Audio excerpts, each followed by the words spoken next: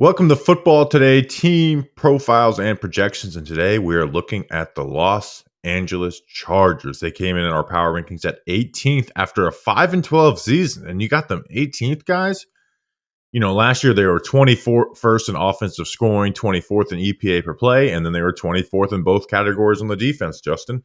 But Jim Harbaugh is here. Won a Michigan national title, was with the 49ers as head coach. He's first season with the Chargers. He brings in his old buddy, Greg Roman, his first season, most recently with the Ravens for 4 years. And they also bring in from Michigan their defensive coordinator, Jesse Minter, who became that defensive coordinator when Mike McDonald left for the Ravens. So here is what we'll talk about to start. You know, last year, remember that thing that happened last year with the Chargers? Throw it all away. Throw it all away. This is a new team with a new head coach, but still the same young, great quarterback. Their running game is going to be totally revamped. Herbert is going to have less volume, but more efficiency, and this defense is going to play to its potential. Jim Harbaugh is going to whip this program into shape. Bobby, I'm smiling behind my camera right now because do you want to know what my first line is? If there is one team in the NFL that it just isn't worth talking about their 2023, it's the Los Angeles Chargers. There's a new energy, totally new players, and a brand new identity with Jim Harbaugh. That is my first two sentences, and it's so crazy how we just matched right there. And it's, you know, I always get more excited to talk about the teams that I have higher expectations in the general consensus. But I'll always be excited to talk about a Jim Harbaugh team, right? One, he's just one of my favorite football people of all time. Guy's a psycho, but he gets results, wins, right? But it is undeniable the results that this guy has gotten in his entire career at every single stop. Tell me where Jim Harbaugh has not had success. He was the Raiders QB coach. Guess what happened? Rich Gannon wins MVP and then went to the Super Bowl. Was Rich Gannon some great quarterback in his career? And all of a sudden, the end of his career, he wins an MVP. Then he goes to the University of San Diego, becomes their head coach. They go 11-1 twice, gets Josh Johnson to the NFL, still in the NFL, by the way. Then he goes to Stanford, creates Andrew Luck, should have won a Heisman for Toby Gerhart, took down number 1 USC, led them to 12-1 with only a loss to Oregon, who lost the national championship by 3 points that year. Then he goes to the NFL, takes the 6-10 49ers. You know, we think of Alex Smith, of how he's finished his career. Alex Smith was a certified bust. It was insane that he was still on the 49ers. Took them from 6-10, went 13-3 his first year with the 49ers, and went to the Super Bowl the next year with Alex Smith. Then goes to Michigan, goes to the Super Bowl the next year with Colin Kaepernick. Then goes to Michigan, takes down Ohio State 3 straight times, and wins the national title. This guy gets immediate success everywhere he goes and totally turns teams from trash to the premier. And now, Justin, he has the best quarterback of his life. You know, besides obviously Andrew Luck at Stanford. Since Andrew Luck, yeah. But, you know, like when we think of, you know, the NFL, like he had Alex Smith and Colin Kaepernick. Like you don't think he's going to be able to do so much more now that he has Justin Herbert at his quarterback. So I'm so excited for this team. I think they're going to win games. I think they're going to be in the playoffs. I don't think they're a Super Bowl contender, but I think they're in contention to be one of the top seeds in the AFC. And if they weren't in the same division as the Chiefs, they might be able to in contention for a division title. And maybe even then, that's how high I am on this Chargers team. My only trepidation, man, I don't doubt you. I have some questions on the ceiling that Jim Harbaugh and Greg Roman can reach, and that's one of the reasons why his brother moved on from Greg Roman, because I think John Harbaugh saw that there was a ceiling that was reached and a guy like Lamar Jackson needed to take another step up. Absolutely. So I am a little... But guess what happened the first year? Lamar Jackson went from a guy who could barely complete 50% of his passes to a unanimous MVP. Right. But I still, and I think this is really the defensive talent is some question mark. They need receivers. So, like, again, they're not going to reach their total potential under Jim Harbaugh day one, but they're going to get every ounce out of this roster. No, and I agree. That's why a lot of my notes are centered around what their ceiling is, not what their 2024 is going to be. I think the 2024 is going to be a little rough, man.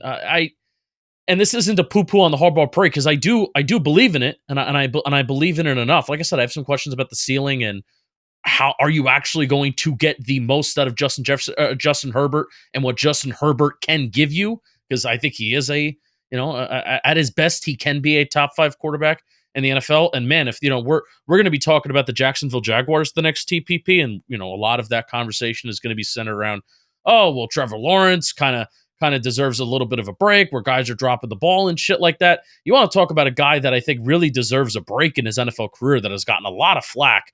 Yeah, you look at the second half splits and the fourth quarter stuff, it's not great. I've seen worse fourth quarter splits. But Justin Herbert's a guy that does deserve a little bit of a freaking break on everything that's kind of happened. Like even when he's leading these top 10 offenses with, Joe Lombardi wasn't a very good offense coordinator. You still have Brandon Staley, and you have a team that's investing most of their cap space, and even this year, $125 million in cap space is being invested just into the defense. And Brandon Staley, as this defensive mind, has led terrible, terrible defenses. So I think Herbert's a guy that does deserve a little bit of a break in how he's been able to carry teams. His wide receivers have been hurt, and then he's even been hurt himself. But I'll lead you with this. I'll lead you with this question to kind of get back on track. Greg Roman, Jim Harbaugh together, 2011 to 2014. They were number 30 in dropback rate and number 31 in passing plays per game. And they were basically top in the NFL in run rate on early downs. Why do you think that is fully going to work? I think it's going to work with Justin Herbert this year because they don't have any receivers. But convince me why this is best for Justin Herbert even in the long run. I won't go into the long run, but I also think that with, you think about the run rate and stuff. Well, now he has Justin Herbert as quarterback. And again, they're not going to be top in pass rate, right? They're not going to be the team that, we pass every first down, every second and long we pass. They're not going to be that team, but it's just going to relieve, and you're going to see him be the most efficient. And again, I agree. Maybe in 3 years, it's okay, let's move on from Roman. But year one, what you're going to do is alleviate some of the stresses that have been put on Justin Herbert, right? Where Lombardi put everything on him. That first year, it was everything on him, and then they would get these leads, and then the fourth quarter, they would just run the ball and end up choking the game away. But here's what's going to happen, at least right on. Greg Roman, again, one of the best run game coordinators and was with Harbaugh in San Francisco. They're going to pull every single play. They're going to throw misdirection at you. They are going to have a great run game. This is the Greg Roman's rushing offense rankings every year. With the Ravens, second, third, first, and first. That includes two over 3,000 rushing yard seasons. Obviously, Lamar's there, so that can skew it a little bit. With the Bills, first and first. With the 49ers, fourth, third, fourth, and eighth. So in 10 years of coordinating, he's had one time where his rushing offense wasn't top 4. One time. 4 times of it being first. So, and tell me why they wouldn't have a top 5 running game. They have 3 first-round pick offensive linemen with Joe Alt, Rashawn Slater, and Zion Johnson. Yep. You have Jamari Salyer, who is a big, strong dude who I think they'll get the most out of. They brought in Bradley Bozeman at center, who was with Roman in Baltimore and really good as a run blocker. I think he's kind of, tapped out as a pass blocker. And here's another move. They brought in Ben Mason at fullback, who, again, is going to make teams wonder. This year, Ben Mason is going to make teams wonder why they weren't using him, right? I've been pounding on the table since, 3 years ago when he came out of the draft. The Ravens have been holding on to him with Patrick Ricard on the roster. And I'm why hasn't another team brought in Ben Mason? Ben Mason's going to show teams, why didn't you bring this guy in as your starting fullback, right? So, and they're, they have guys who are familiar with Greg Roman, with Dobbins and Gus Edwards in the running back room.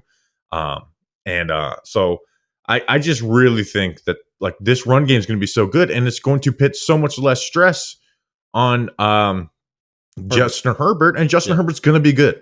He's not going to lead the league in yards, but he might. I think he'll would it shock you if Justin Herbert leads the league in yards per attempt this year?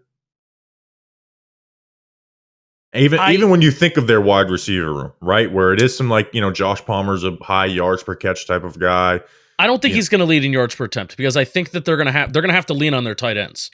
I think they're going to have to lean on their tight ends, And I think they're even going to have to lean on some of their running backs because I think the receivers are that bad, man. I think they're that bad. And, I don't want to totally jump there yet, but I don't have any faith in those receivers. And I think that they are going to go heavy 12. They're going to go heavy 21 personnel. You mentioned Ben Mason. Like, what's the, well, I guess it's 22 personnel with two tight ends and a fullback and a running back. I even think they're going to do some of that shit, man. And put one wide receiver out there. You want to talk about if you miss 2010s football or even 2000s football where you go back, hey, I'm a Giants fan. I go back and watch some Eli Manning stuff, and they had a fullback on the roster, Madison Hedgecock, Brandon Jacobs, and everything like that with with the tight end, a 1st and 10 in 21 personnel with 2 wide receivers and a tight end out there. Like, oh my God, I'm watching Super Bowl 42 all over again. I'm really interested to see now that Harbaugh's back in the NFL, and then Roman or Harbaugh are kind of back together. And also the Ravens and their personnel was so unique because he had a guy like Patrick Ricard, and he had all the tight ends there. He had Andrews, and also Lamar, just the formations that he can bring and you can run out of those. I don't know if we're going to see that in Los Angeles. Maybe we will. But, dude, I'm just so fascinated to see what direction this team goes with not only if they're going to, how often they're going to run or pass on early downs, but what formations they're going to bring to the game. Also knowing, like I said, because I just don't believe in their wide receivers, and I don't think they believe in them either. Sure, but because of that run game, because Justin Herbert has been someone who can, like, he elevates wide receivers, right? He's, Josh Palmer has, like, there's a name, right? Remember even like Jalen Guyton was creating all these big plays a couple of years ago. Like, it is a bad receiving group, but I think they will be able to get the most out of this group. And I haven't totally given up on Quentin Johnston, right? Like, it was a very bad rookie year, and I think he's going to disappoint in the long run. But I don't think he's someone who's incapable of having 800, 900 yards with a Justin Herbert. So you kind of have like this cast of like middling guys with Josh Palmer, Quentin Johnston, and DJ Chark. You add Ladd McConkey to that equation, but he's not going to be someone who's going to create any big plays for you. He's going to be more of a chain mover. I just, and again, like Justin Herbert's someone who's been able to create the explosive play. Like his first 3 seasons, he threw 28 touchdowns, 10 interceptions. That's on incredible. Passes, right? Last year, it was 2 touchdowns, 3 interceptions. It was really bad. So, like Lamar was always top in the NFL in deep attempts with Greg Roman, but never very efficient with them, right? Like, but he also lacked the wide receiver help. And Herbert, right. But Herbert is also a better thrower of the ball down the field. And Herbert has kind of not thrown them at the highest rate either, but I just think they're going to be really efficient, right? Yeah. That's, like you said, it's going to be a low passing rate, but it's going to be extremely efficient with the run game that, like we said, is most likely going to be top 5. And that's what, and I want to add this too, where I really do love throwing out of those running formations if you can do it. And I think if you have the balance of a rushing offense that at least when you're in those formations, it's like you want teams to be afraid of really anything that you can do, where a defense has to respect your ability to run out of those formations and not kind of scoff at you being like, well, I don't really have to match personnel here because I know you have tight ends that can't block, and I know you have guards and linemen that can't move and can't get out of their stance, so we can go light here and still defend the pass while also stopping the run. I don't think that's going to be the case. If teams want to go heavy, then that's where Greg Roman and then that's where Justin Herbert can kill him with play action or even just conventional drop back passing out of these running formations. So I've always been a big fan of that, and particularly a big fan of it from the teams that can do it. Shanahan does it, throwing out of those running formations. Mike McDaniel does it because he has these insane skill position players that can just run all over the place, but also he has guys that can block and an explosive running game. So I think that this Chargers offense, that's going to be their MO this year. They're going to go with these formations that make you feel like you're watching a game from a decade ago. Last time Harbaugh was coaching in the NFL, they can throw out of it, and I think Herbert's going to do a good enough job reading a defense and being successful out of it. And they're going to play action out of it, right? Lamar was top 4 in play action, right, every year with Greg Roman. And not all play action is created equal, right? When you're a team like the Rave or, like that has Greg Roman as your OC, that means your guys are pulling almost every single play, right? And you're throwing misdirection all the time, which for your linebackers, who you're looking to attack, or your safeties, that's who you're looking to attack on play action. Well, that doesn't. You're not just taking a couple steps up to defend the run versus the Greg Roman. You kind of got to get out and go. And if you play it slow, you're going to get killed, right? So, which means when you're chasing that play action, that's going to leave you vulnerable in that 10 to 20 yard range, and that's where Herbert also really. I mean, Herbert thrives really at every level. I just think this offense is going to be so efficient. Like it's going to be top five on the ground, and when they do throw, it's just going to be so efficient that it's going to lead to this team to getting wins. Yeah, and my this whole notion of you mentioned before that Greg Roman, they didn't have receivers in Baltimore either. 2019, the Ravens targeted their wide receivers at the lowest rate in the NFL, and it was the 12th least in 2020 as well. So this is he's a play caller that is used to not depending on his wide receivers, and I honestly think sometimes that's out of choice. Yeah.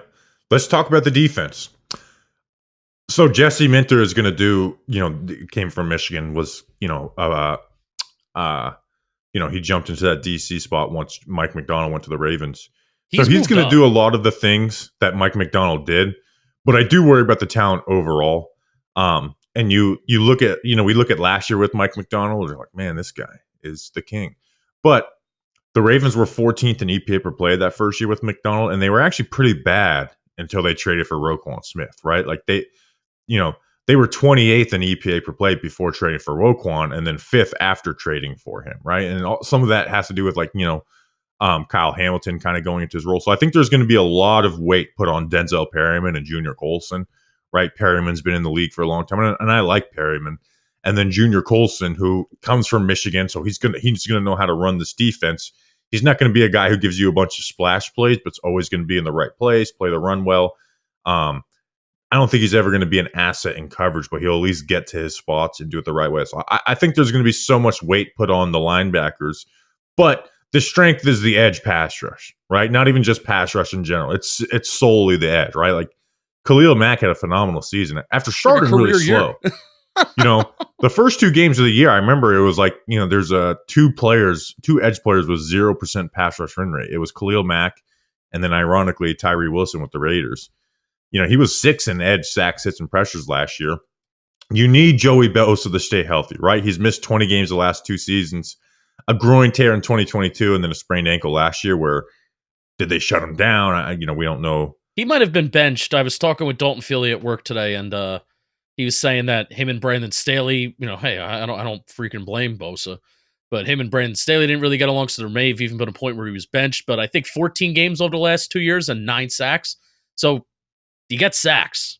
So. Yeah, so I mean, you have those two guys on the edge. You have a strong edge group, and then I think there's a wild card factor with the depth, right? You have Tuli Tupeloto, who was a big swing for them, right? Last year was 32nd in total sacks, hits, and pressures. I really like him. I like the way he counters. He's really quick. I think he's someone that you can put all over the formation, and I think Jesse Minter is going to have fun with that. I think on third downs they're going to line up on the guard. And he has these quick wins, like, he had 8 tackles for a loss in the run game.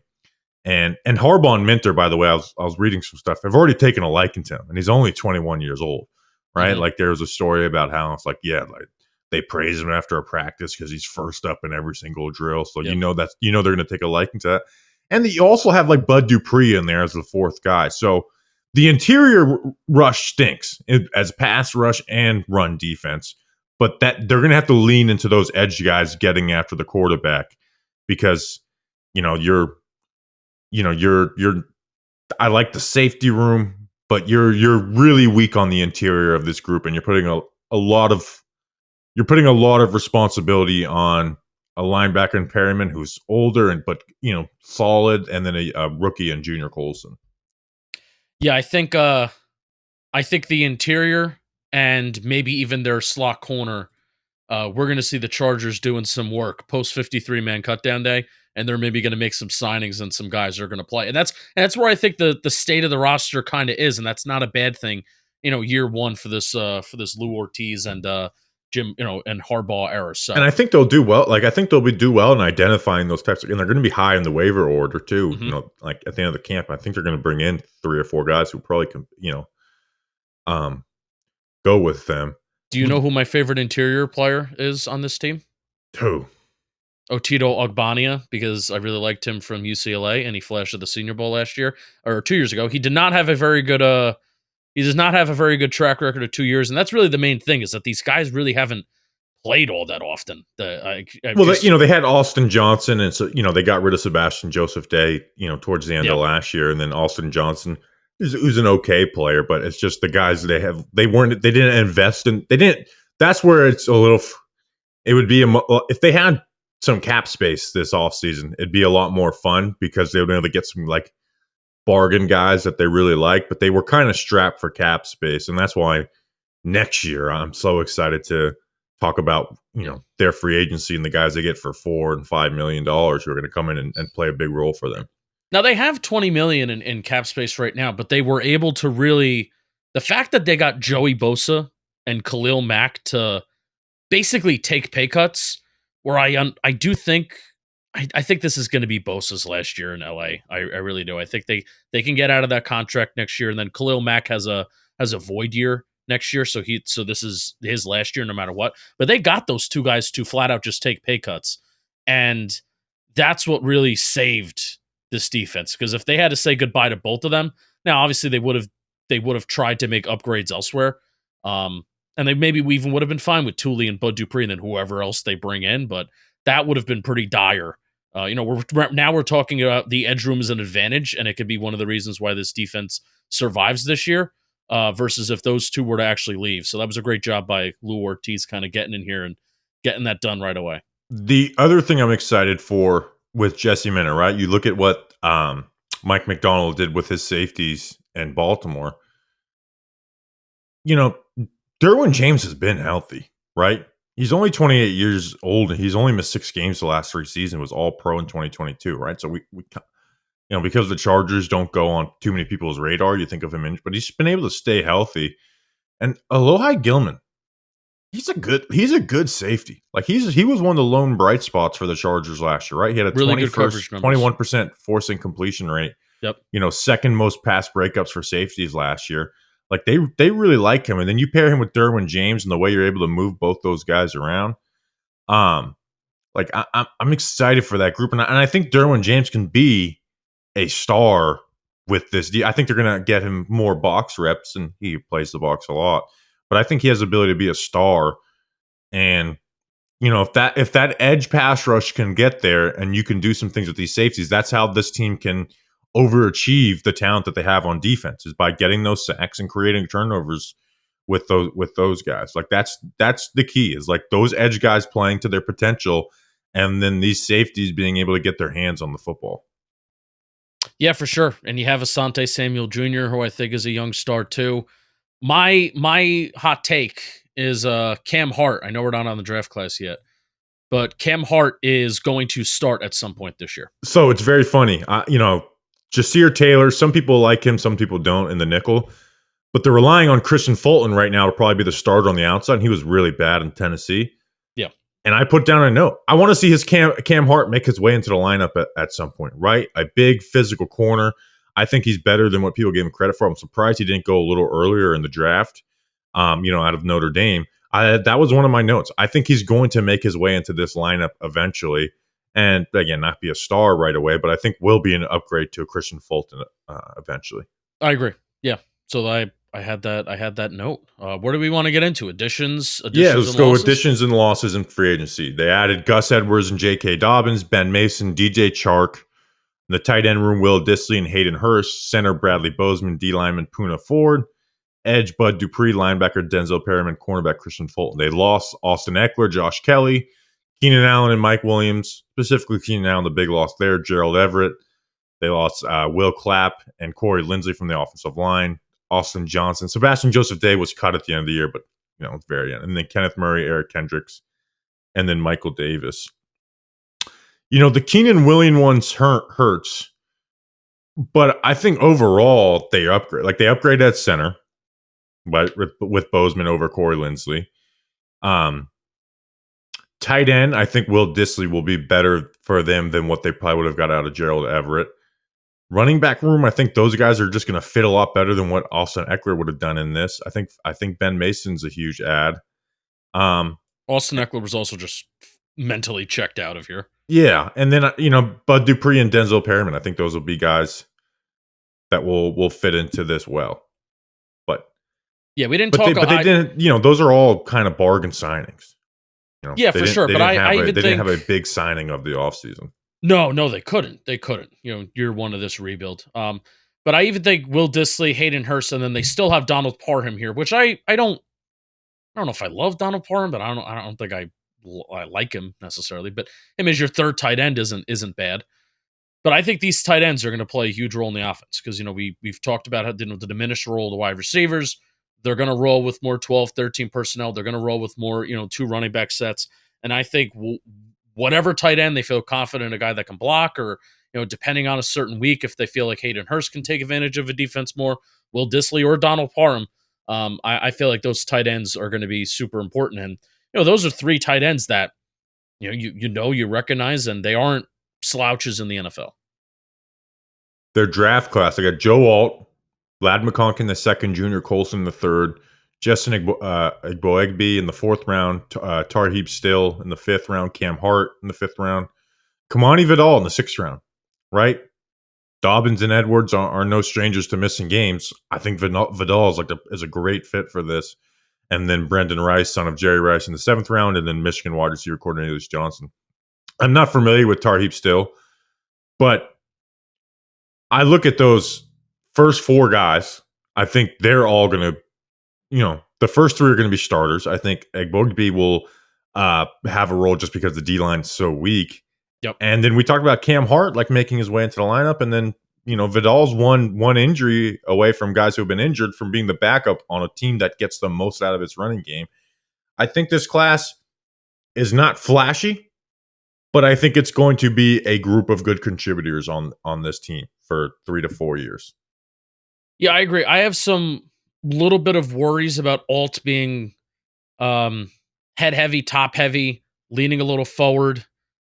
We've seen issues creep up with talented tackle. Evan Neal a couple years ago was supposedly the number one tackle in this class, and he had this one little issue that a lot of people weren't really worried about. Oh, but he'll figure it out, and he never has really figured it out. So I hope that Joe Alt doesn't fall into that similar pattern. But I think he fits well. I think Joe Alt's a great run blocker, and I think this is the best fit for him out of any team that he really could have been drafted to, right? I think the Chargers about as good as fit for any offense. Maybe not Olu because he's more of a pass blocker than a run Right. blocker, but I think when you get with this coaching staff, they're going to do well with you. So I just think it's a class that's going to contribute. I think Junior Colson, I think he's going to be a guy who racks up a lot of tackles, but I don't think he's ever going to be a star. Again, Joe Alt, probably going to be really good. The rest, again, I don't see any stars out of this group, but I do see like guys that can contribute to championships. Sure. Who's your X factor for this Chargers team? I actually think it's Junior Colson because I think this Chargers defense is going to search for a leader. I think they're going to search for an identity. I think this organization, Khalil Mack, probably your last year. Bosa, probably your last year here. So who's Derwin James is going to have the C on his shirt, obviously, but if Junior Colson can step into that Mike linebacker and be the captain of the defense, put everybody in the right spot, and then also just he's not going to be a playmaker. He wasn't even a playmaker at Michigan, but just be a stable force for that defense. I think that's going to be so valuable. You mentioned the role and the influence of Roquan Smith when he arrived to Baltimore and what he did and how he kind of stabilized that unit. Maybe not in year one, but I think Junior Colson has the potential to be that stabilizing player for years to come. We know how it's the only player that Harbaugh wound up taking out of Michigan when we thought that he was going to spam that a little False. bit. Cornelius False. Johnson in the 7th round, pick 253. Oh, yeah, you got to remember pick 253. Even took Lad McConkey over Roman Wilson, which I was kind of surprised by that. A little bit of a shot to Roman Wilson. But yeah, Junior Colson is my X factor for this year. Very similar reasons why you were talking about the importance of a linebacker in this defense before. Well, it's very funny you did that because my X factor is the other linebacker, Denzel Perryman. Back with the Chargers, was with them for a very long time. Like you said, like the importance that linebacker is going to play on this defense, I think can't go understated. So Denzel Perryman is my X factor. Over under 8.5 wins. I hate that it's 8.5, man. 8.5 feels like a lot. I think they finish at 7 wins. I think there's a ton of 50-50 games. I don't think this roster is here yet. It's inevitable that some of these guys are going to get hurt, especially on the defensive side of the ball, and they're very thin on the defensive side of the ball. I'm going 7 wins, but I still view that to be a very successful season for what is a barren. I think this roster is barren of talent. I really do. Over. This team is winning double-digit games next year. Like, I'm guaranteeing that. Like, come back and throw it in my face. I'm guaranteeing it. This is. I don't even think I'm going out on a limb. I talked about Jim No, you're Harbaugh not. at the beginning. I don't think I'm going out on a limb. I think this team is winning double-digit games this year. I think they can challenge to win 12 games. I think they can, they can go toe to toe with teams that aren't, unless they're just totally, unless they're playing the teams like the San Francisco 49ers that are just totally overmatched them with talent. I'm going over 8.5 wins. So that is the Los Angeles Chargers, and this is football today.